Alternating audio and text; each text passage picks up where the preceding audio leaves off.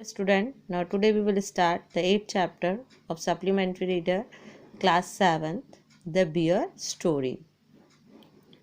There was once a lady who lived in an old manor house on the border of a big forest. There was an lady, यहाँ पर एक lady है जो कि कहाँ पर रहती है, एक लार्ज हाउस है that has land around it, मतलब उसका जो घर है वो बहुत बड़ा है और उसके आसपास जो है वो फॉरेस्ट एरिया है, वहाँ पर लैंड है. This lady had a pet bear she was very fond of. और उस लेडी के पास एक पैट बियर है और जो कि बहुत फॉन्ड है.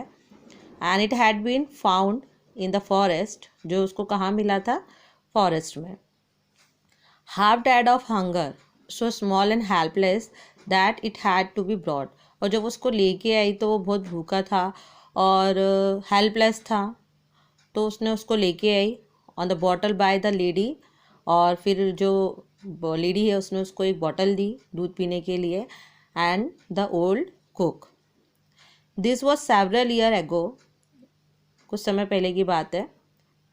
And now it had grown, और अब जो वो बियर है वो बड़ा हो गया है. So big and strong that he could have slain a cow and carried it.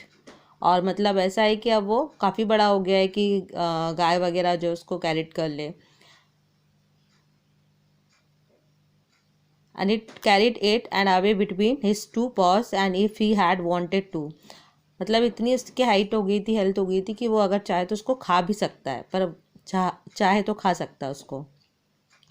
But he did not want to, मगर वो नहीं चाहता था. He was a most amiable bear who did not dream of harming anybody.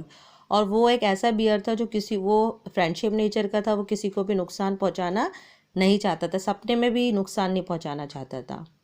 Man और beast, he used to sit outside his kennel and look with his small intelligent eyes most amicably at the cattle grazing in the field nearby.